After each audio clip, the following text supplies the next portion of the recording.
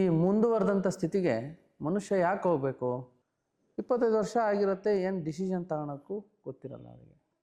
ಯಾವಾಗಲೂ ಜೀವನದಲ್ಲಿ ಹರ್ಟ್ ಆಗಬೇಕು, ಅವಾಗ ನಿಮಗೆ ಅರ್ಥ ಆಗಬೇಕು how to manage your life ಅಂತ. ಈ ಸ್ಪಂದನಾ ಶಕ್ತಿಯನ್ನು ಜಾಸ್ತಿ ಮಾಡ್ಕೊಳ್ಳೋದಕ್ಕೋಸ್ಕರ ವಿಕಾಸ. ನಾವು ಯೋಗ ಅನ್ನೋದನ್ನು ಬಹಳ ಭೌತಿಕವಾಗಿ ಇಳಿಸ್ಕೊಂಡಿದ್ದೀವಿ. ಬಹಳ ಭೌತಿಕವಾಗಿ ನೋಡೋದು ಬಿಟ್ಬಿಟ್ಟು ಮಾನಸಿಕವಾಗಿರ್ತಕ್ಕಂಥ ಯೋಗನ ಮಾಡಿದ್ರೆ ನಿಜವಾಗ್ಲೂ ಮನಸ್ಸಿನ ಪರಿವರ್ತನೆ ಆಗುತ್ತೆ. ಈ ವಿಕಾಸದಲ್ಲಿ ಆಧ್ಯಾತ್ಮದ ಜಗತ್ತಿನ ಅನಂತದ ಶಕ್ತಿ ಕಡೆಗೆ ಹೋಗುವಂಥ ಎಲ್ಲ ಆಯಾಮಗಳು ಇಲ್ಲಿದೆ. ಸಣ್ಣ ಸಣ್ಣ ವಿಚಾರಗಳಲ್ಲಿ ನಾವು ಎಡುತ್ತಿದ್ರೆ ದೊಡ್ಡ ರೀತಿಯಾದಂತಹ ಸತ್ಯ ನಮಗೆಲ್ಲಿ ಬಂದು ಒದಗುತ್ತೆ?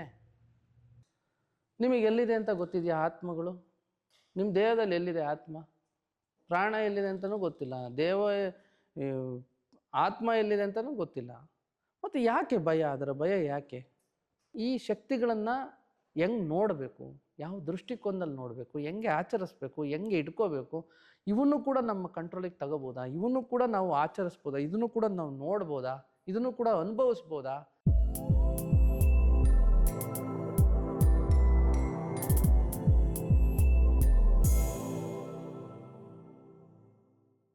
ವಿಕಾಸ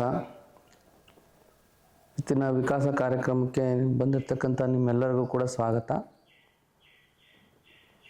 ಮೊದಲಿಗೆ ವಿಕಾಸ ಅಂದರೆ ಏನು ಅಂತ ನೀವು ತಿಳ್ಕೋಬೇಕು. ವಿಕಾಸ ಅಂದರೆ ಏನು? ವಿಕಾಸ ಅಂತ ಹೇಳಿದ್ರೆ ಮನುಷ್ಯನ ಮುಂದುವರೆದಂತಹ ಸ್ಥಿತಿ, ಒಂದು ಪ್ರೋಗ್ರೆಸಿವ್ ಸ್ಟೇಟ್ ಆಫ್ ಮೈಂಡ್ ಅಂತ ಅರ್ಥ. ಈ ಮುಂದುವರೆದಂಥ ಸ್ಥಿತಿಗೆ ಮನುಷ್ಯ ಯಾಕೆ ಹೋಗಬೇಕು? ಈಗ ಮುಂದುವರೆದಿಲ್ವಾ ಹಂಗಾದ್ರೆ ಅಂತ ನೀವು ನನಗೆ ಕೇಳೋದಾದರೆ ಇಲ್ಲ ಅಂತ ನಾನು ಹೇಳ್ತೇನೆ. ಯಾಕೆ ಅಂತ ಹೇಳಿದ್ರೆ ಬರೀ ಮನುಷ್ಯ ಭೌತಿಕವಾಗಿ ಮತ್ತು ಶೈಕ್ಷಣಿಕವಾಗಿ ಮುಂದುವರೆದಿರೋದೇ ಆಗಿದೆ, ಆದರೆ ಆಧ್ಯಾತ್ಮಿಕವಾಗಿ ಬಹಳ ಹಿಂದೆ ಉಳಿದಿದ್ದಾನೆ.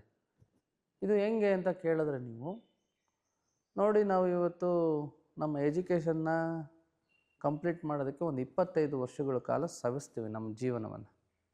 ಮುಂದೆ ಏನಾಗ್ತೀವಿ ಅದು ಬೇರೆ ವಿಚಾರ. ಆದರೆ 25 ವರ್ಷಗಳ ಕಾಲ ಸುಮ್ಮನೆ ಮೆಕ್ಯಾನಿಕಲ್ಲಾಗಿ ಸುಮ್ಮನೆ ಹೋಗೋದು, ಎಲ್ಲರೂ ಮಾಡ್ದಂಗೆ ಮಾಡೋದು, ಬರುವಂಥದ್ದೇ ವ್ಯವಸ್ಥೆ ಆಗಿದೆ. ಈ ಒಂದು ನಿಟ್ಟಿನಲ್ಲಿ ಎಲ್ಲ ಪೇರೆಂಟ್ಸುಗಳು ಕೂಡ ಶೈಕ್ಷಣಿಕದ ಬೆಳವಣಿಗೆಗಾಗಿಯೇ ಒತ್ತು ಕೊಟ್ಟು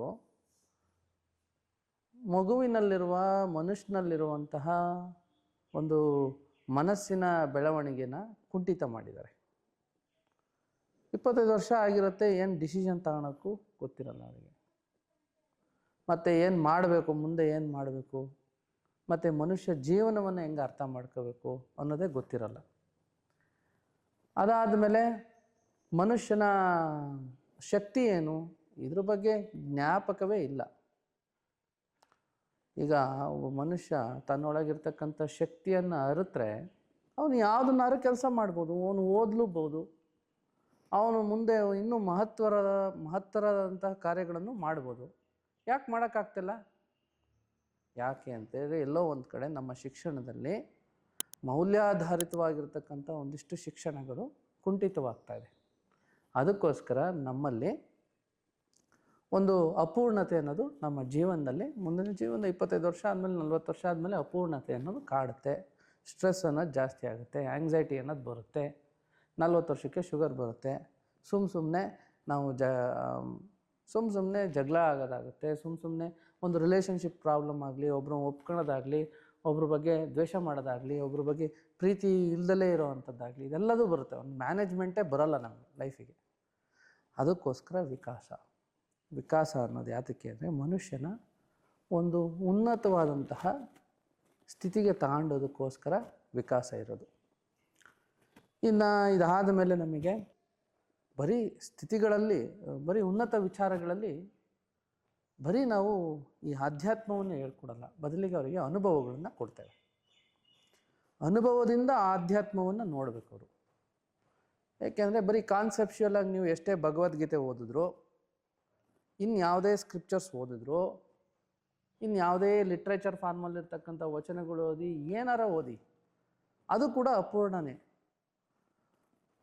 ಯಾಕೆ ಅಂತ ಹೇಳಿದ್ರೆ ಬರೀ ಓದಿ ತಿಳ್ಕೊಳ್ಳೋವಂಥ ವಿಚಾರದಿಂದ ನಮ್ಮ ಗ್ರಹಿಕೆಯ ಶಕ್ತಿ ಜಾಸ್ತಿ ಆಗೋದಿಲ್ಲ.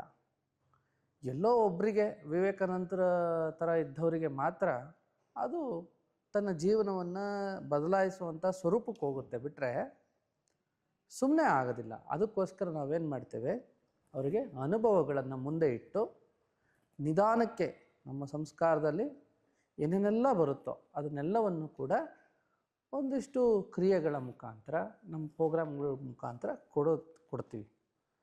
ಅದಕ್ಕೋಸ್ಕರ ವಿಕಾಸ.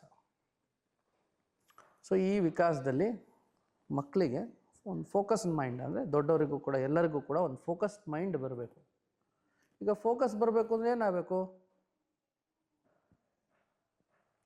ಒಂದು ಪಾಸಿಟಿವಿಟಿ ಇರಬೇಕು ಮನುಷ್ಯನಲ್ಲಿ. ಸುಮ್ಮನೆ ಫೋಕಸ್ ಮಾಡೋದು ಹೆಂಗೆ ಸಾಧ್ಯ ಆಗುತ್ತೆ? ನೀವು ಬುಕ್ ಇಟ್ಕೊಂಡು ಕುತ್ಕೊಂಡಿದ್ದ ತಕ್ಷಣವೇ ಅದೇ ಹಳೆ ಚಿಂತನೆಗಳು, ಏನಾದ್ರ ಮೇಲೆ ವರ್ಕ್ ಮಾಡೋಕ್ಕೆ ಕುತ್ಕೊಂಡ್ರೆ ಅದೇ ಹಳೆ ಚಿಂತನೆಗಳು ನಿಮ್ಮನ್ನು ಬಿಡಲ್ಲ. ಯಾಕೆ ಫೋಕಸ್ ಬರ್ತಾಯಿಲ್ಲ? ಫೋಕಸ್ ಯಾಕೆ ಬರ್ತಾಯಿಲ್ಲ ಅಂದರೆ ನಿಮ್ಮೊಳಗೆ ಸ್ಥಿರತೆ ಅವೆಲ್ಲವೂ ಪ್ರಾಬ್ಲಮ್ ಆಗಿದೆ. ಅದಕ್ಕಿಂತ ಮುಂಚೆ ಒಂದು ಪಾಸಿಟಿವಿಟಿ ಇಲ್ಲ. ಪಾಸಿಟಿವ್ನೆಸ್ನ ಹೆಂಗೆ ಕ್ರಿಯೇಟ್ ಮಾಡ್ಕೊಳೋದು? ನೀವು ಹೋಗ್ತೀರಾ, ಅಲ್ದಾಡ್ತೀರಾ, ಸುಮಾರು ದೇವ್ರುಗಳನ್ನು ಅಲ್ದಾಡ್ತೀರಾ, ಸುಮಾರು ಟೆಂಪಲ್ಗಳನ್ನು ಅಲ್ದಾಡ್ತೀರಾ. ಅದು ಭಾಳ ಕ್ಷಣಿಕ. ಅಲ್ಲಿ ಟೆಂಪಲ್ ಇದ್ದಾಗಿರುತ್ತೆ. ಟೆಂಪಲಿಂದ ಹೊರಗಡೆ ಬಂದಾದ್ಮೇಲೆ ಏನಾಗುತ್ತೆ, ಅದು ಏನಾಗುತ್ತೆ, ನಶಿಸಿ ಹೋಗುತ್ತೆ. ಮನೆಗೆ ಬಂದಿರೋ ತನಕನೂ ಇರುತ್ತಾ? ಸ್ವಲ್ಪ ಜನಕ್ಕೆ ಇರುತ್ತೆ, ಸ್ವಲ್ಪ ಜನಕ್ಕೆ ಹೋಗುತ್ತೆ. ಪ್ರತಿದಿನವೂ ನೀವು ಟೆಂಪಲಿಗೆ ಹೋಗಿ ಬರ್ತೀರಾ? ಇಲ್ಲ. ಆದರೆ ಮತ್ತೆ ಹೆಂಗೆ ಪಾಸಿಟಿವಿಟಿ ನಿಮಗೆ ತಂದ್ಕೊಳೋದು? ಪಾಸಿಟಿವಿಟಿಗೆ ಒಂದಿಷ್ಟು ಲಿಮಿಟೇಷನ್ಸ್ ಇದೆ. ಯಾಕೆ ಪಾಸಿಟಿವಿಟಿ ಬರ್ತಾಯಿಲ್ಲ ಅಂತ ಹೇಳಿದ್ರೆ, ನಿಮ್ಮೊಳಗಿರ್ತಕ್ಕಂತಹ ಅಂಡರ್ಸ್ಟ್ಯಾಂಡಿಂಗಿಗೂ ಮತ್ತು ಒಂದು ಎಕ್ಸ್ಪೀರಿಯನ್ಸ್ ಲೆವೆಲಿಗೂ ಒಂದು ಸ್ಟ್ರೈಟ್ ಆಗಿರ್ತಕ್ಕಂಥ ನೇರವಾದಂಥ ಒಂದು ಪಾತ್ ಇಲ್ಲ, ಒಂದು ದಾರಿ ಇಲ್ಲ. ಅಲ್ಲಿ ನಿಮ್ಮ ಅಂಡರ್ಸ್ಟ್ಯಾಂಡಿಂಗೇ ಬೇರೆ ಇರುತ್ತೆ, ನಿಮ್ಮ ಎಕ್ಸ್ಪೀರಿಯನ್ಸಸ್ಸೇ ಬೇರೆ ಇರುತ್ತೆ. ನಿಮ್ಮ ಎಕ್ಸ್ಪೀರಿಯನ್ಸಸ್ ಇನ್ನೊಂದು ಥರ ಇದ್ದರೆ ನಿಮ್ಮ ಅಂಡರ್ಸ್ಟ್ಯಾಂಡಿಂಗು ಲೋ ಲೆವೆಲಲ್ಲಿರುತ್ತೆ. ಅಂಡರ್ಸ್ಟ್ಯಾಂಡಿಂಗ್ ಹೈ ಲೆವೆಲಲ್ಲಿದ್ದರೆ ಎಕ್ಸ್ಪೀರಿಯನ್ಸೇ ಇರಲ್ಲ. ಸುಮ್ಮನೆ ಅದಕ್ಕೆ ಕೈ ಹಾಕಕ್ಕೆ ಹೋಗ್ತೀವಿ, ಅಲ್ಲಿ ನಮಗೆ ಜೋಡಣೆ ಆಗಲ್ಲ.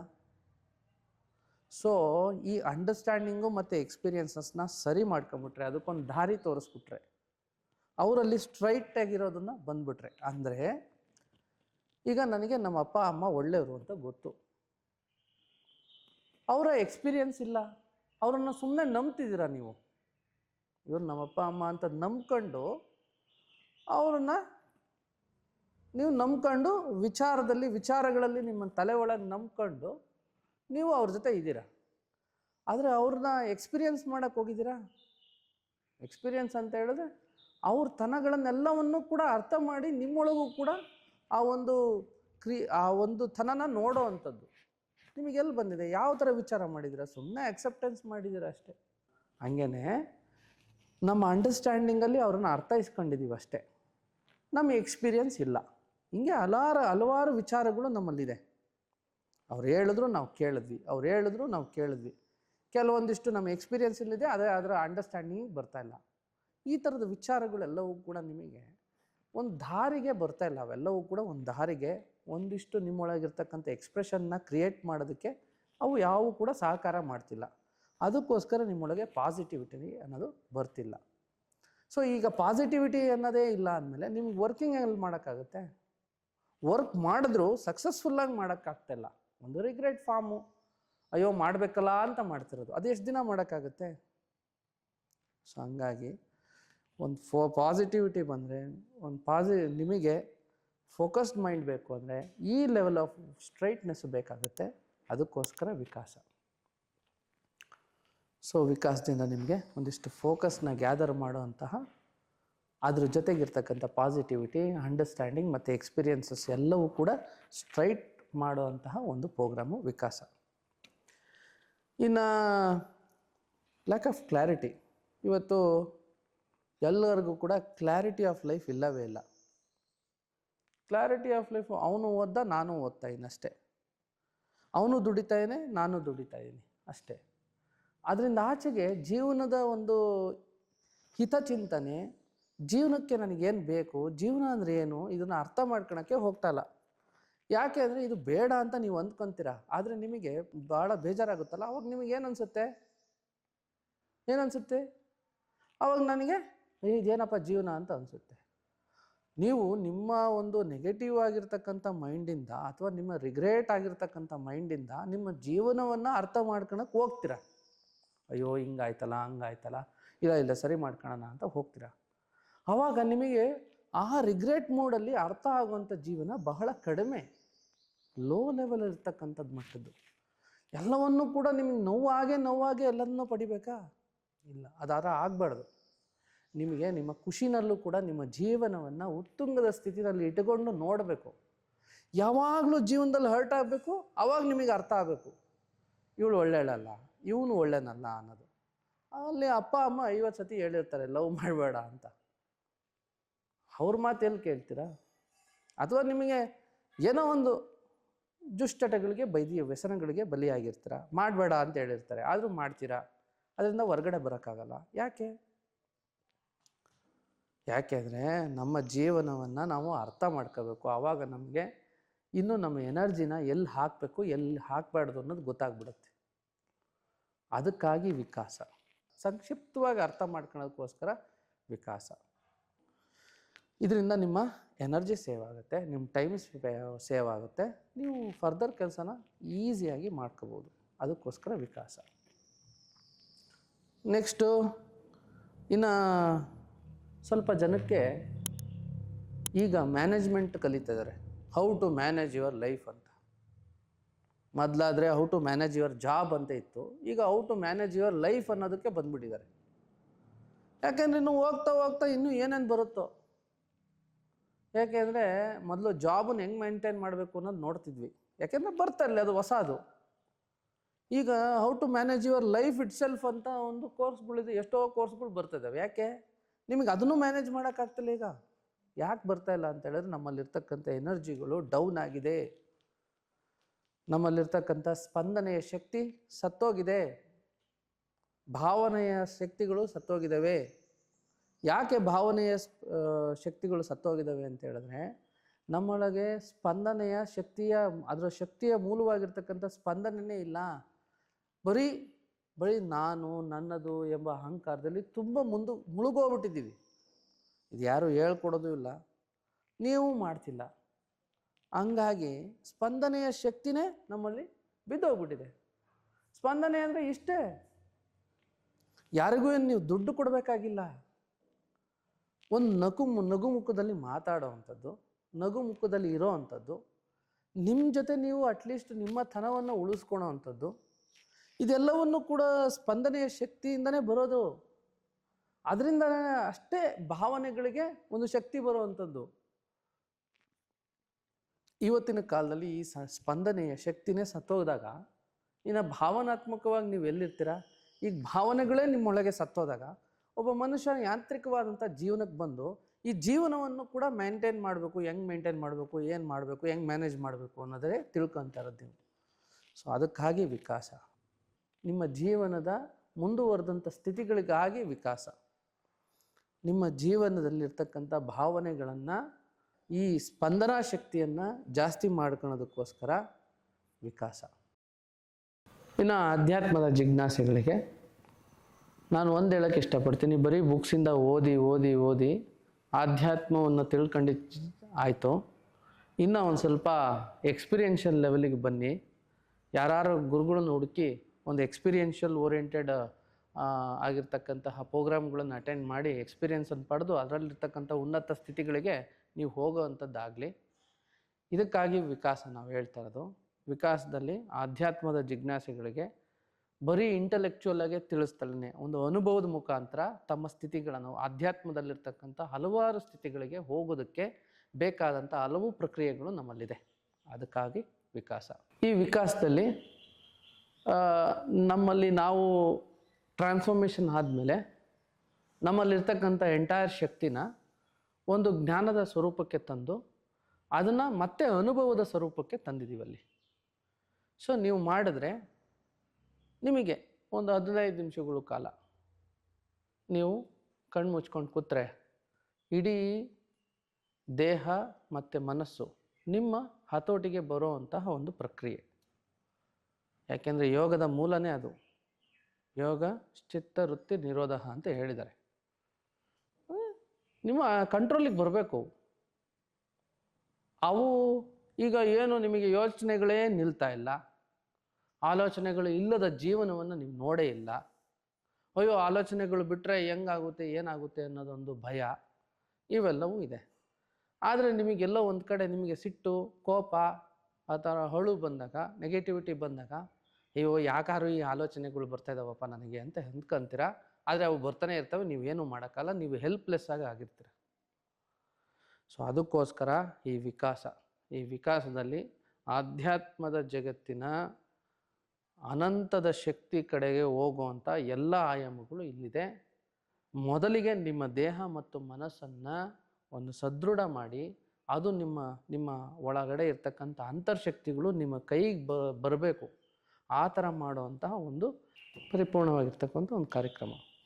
ಈ ಆಧ್ಯಾತ್ಮದ ವಿಕಾಸ ಕಾರ್ಯಕ್ರಮದಲ್ಲಿ ವೈಚಾರಿಕವಾದಂತಹ ವಿಚಾರಗಳು, ಜೀವನದ ಸತ್ಯಗಳನ್ನು ಅರ್ಥ ಮಾಡಿಕೊಳ್ಬೇಕಾದಂತಹ ಫಂಡಮೆಂಟಲ್ ಥಿಂಗ್ಸು, ವೆರಿ ಬೇಸಿಕ್ ಥಿಂಗ್ಸುಗಳೆಲ್ಲವೂ ಕೂಡ ಒಂದಿಷ್ಟು ಅಲ್ಲಿ ಹಾಕಿದ್ದೀವಿ.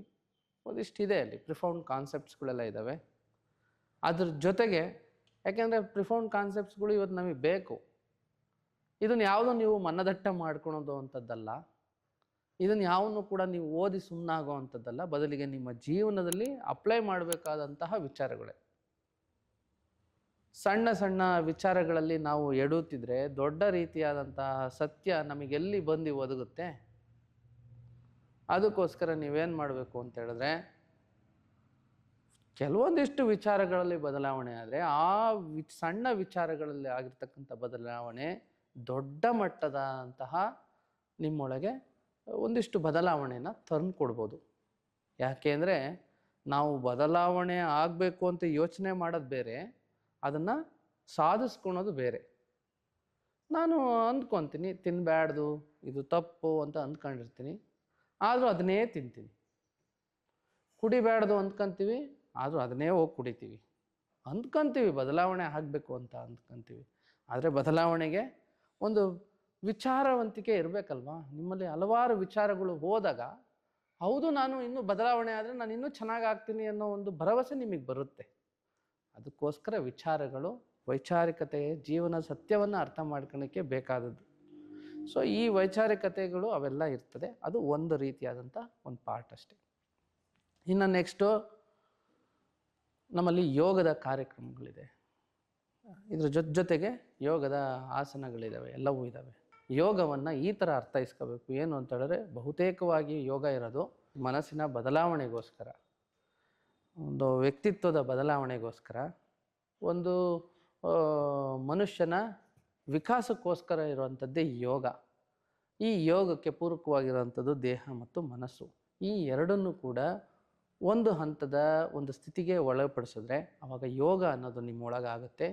ಅದರ ಜೊತೆಗೇ ಧ್ಯಾನ ಅನ್ನೋದೆಲ್ಲವೂ ಕೂಡ ಅನುಭವಗಳು ಆಗ್ತವೆ. ನಾವು ಯೋಗ ಅನ್ನೋದನ್ನು ಬಹಳ ಭೌತಿಕವಾಗಿ ಇಳಿಸ್ಕೊಂಡಿದ್ದೀವಿ. ಬಹಳ ಭೌತಿಕವಾಗಿ ನೋಡೋದು ಬಿಟ್ಬಿಟ್ಟು ಮಾನಸಿಕವಾಗಿರ್ತಕ್ಕಂಥ ಯೋಗನ ಮಾಡಿದ್ರೆ ನಿಜವಾಗ್ಲೂ ಮನಸ್ಸಿನ ಪರಿವರ್ತನೆ ಆಗುತ್ತೆ.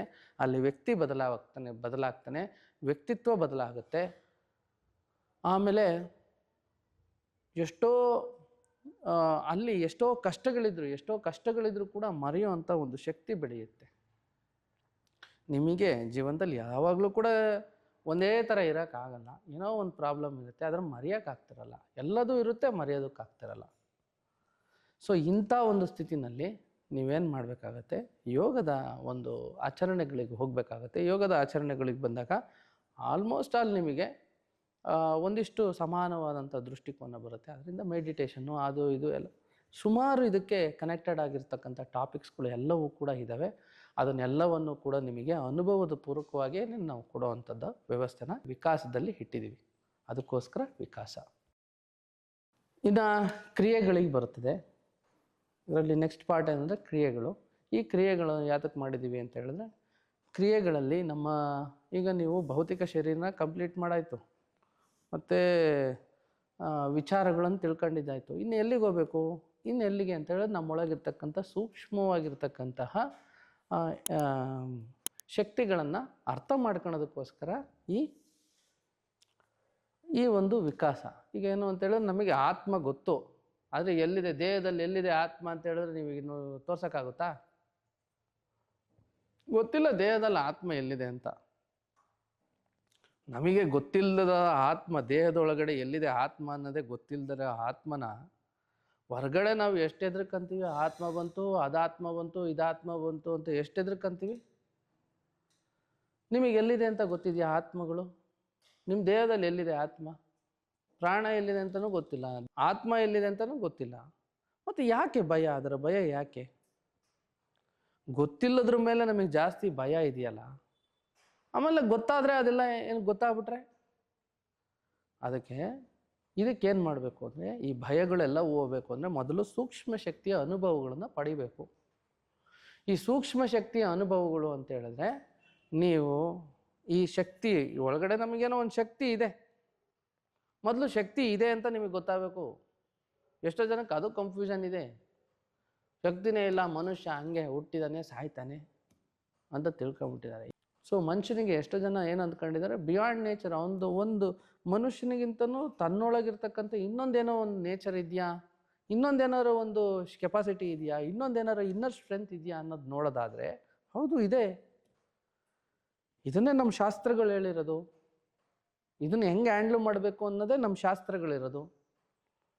ಸೊ ಅದ್ರ ಜೊತೆಗೇನೆ ಈ ಶಕ್ತಿಗಳನ್ನು ಹೆಂಗೆ ನೋಡಬೇಕು, ಯಾವ ದೃಷ್ಟಿಕೋನದಲ್ಲಿ ನೋಡಬೇಕು, ಹೆಂಗೆ ಆಚರಿಸ್ಬೇಕು, ಹೆಂಗೆ ಇಟ್ಕೋಬೇಕು, ಇವನ್ನೂ ಕೂಡ ನಮ್ಮ ಕಂಟ್ರೋಲಿಗೆ ತಗೋಬೋದಾ, ಇವನ್ನೂ ಕೂಡ ನಾವು ಆಚರಿಸ್ಬೋದಾ, ಇದನ್ನು ಕೂಡ ನಾವು ನೋಡ್ಬೋದಾ, ಇದನ್ನು ಕೂಡ ಅನುಭವಿಸ್ಬೋದಾ, ಇದನ್ನೆಲ್ಲವನ್ನು ತಿಳ್ಕೊಳ್ಳೋದಕ್ಕೋಸ್ಕರ ಈ ಸೂಕ್ಷ್ಮ ಕ್ರಿಯೆಗಳು, ಈ ಕ್ರಿಯೆಗಳಿಂದ ನಮ್ಮಲ್ಲಿರ್ತಕ್ಕಂಥ ಒಂದು ಸೂಕ್ಷ್ಮದ ಶಕ್ತಿ ಜಾಗೃಕತೆ ಆಗುತ್ತೆ. ಜಾಗೃಕತೆ ಆಗೋದ್ರಿಂದ ನಮ್ಮೊಳಗಿರ್ತಕ್ಕಂಥ ಅಂತರ್ಶಕ್ತಿ ನಮಗೆ ಅರಿವಾಗುತ್ತೆ. ಅದಕ್ಕೋಸ್ಕರ ಈ ಒಂದು ಕ್ರಿಯೆಗಳು. ಸೊ ಇದೆಲ್ಲ ಕ್ರಿಯೆಗಳು ನಿಮ್ಮನ್ನು ವಿಕಾಸದ ಹತ್ರ ತಗೊಂಡೋಗುವಂತಹ ಒಂದು ವ್ಯವಸ್ಥೆ ನಮ್ಮ ವಿಕಾಸದಲ್ಲಿದೆ. ವಿಕಾಸದಲ್ಲಿ ವೈಚಾರಿಕತೆ, ಯೋಗ ಮತ್ತು ಕ್ರಿಯೆಗಳು, ಇವು ಮೂರು ಕೂಡ ನಮ್ಮೊಳಗಿರ್ತಕ್ಕಂಥ ಅಂತರ್ಶಕ್ತಿ ಮತ್ತು ನಮ್ಮೊಳಗಿರ್ತಕ್ಕಂಥ ಭೌತಿಕ ಶಕ್ತಿ ಮತ್ತು ಸೂಕ್ಷ್ಮ ಶಕ್ತಿಗಳ ಜಾಗೃತಿಗೋಸ್ಕರ ಈ ಒಂದು ವಿಕಾಸ. ಈ ಜಾಗೃತಿ ಆಗಿರ್ತಕ್ಕಂಥ ಶಕ್ತಿನ ಹಿಡಿದಿಟ್ಕೊಂಡು ನೀವು ನಿಮ್ಮ ಕೆಲಸಗಳನ್ನು, ನಿಮ್ಮ ಜೀವನವನ್ನು ಸುಲಭ ಮಾಡ್ಕೊಳ್ಳಿ. ತುಂಬ ಕಾಂಪ್ಲಿಕೇಟೆಡ್ ಮಾಡ್ಕೊಂಡಿರೋವಂಥ ಜೀವನವನ್ನು ಸರಳ ಮಾಡ್ಕೊಳ್ಳಿ. ಕಾಂಪ್ಲಿಕೇಟೆಡ್ ಆಗಿರ್ತಕ್ಕಂತಹ ತುಂಬ ಜಟಿಲವಾಗಿರ್ತಕ್ಕಂತಹ ಜೀವನವನ್ನು ಸರಳ ಮಾಡ್ಕೊಳ್ಳೋದಕ್ಕೋಸ್ಕರ ಈ ಒಂದು ವಿಕಾಸ. ಅದಕ್ಕೋಸ್ಕರ ನಿಮಗೆ ಒಂದು ಪ್ರೋಗ್ರೆಸಿವ್ ಮೈಂಡ್ಸೆಟ್ ಬೇಕು. ಒಂದು ಪ್ರೋಗ್ರೆಸಿವ್ ಮೈಂಡ್ಸೆಟ್ ಬೇಕು ಅಂದರೆ ನಿಮಗೆ ಒಂದಿಷ್ಟು ಸಾಧನೆಯ ಅವಸ್ಥೆಗಳು ಬೇಕು. ಅದಕ್ಕಾಗಿ ವಿಕಾಸ.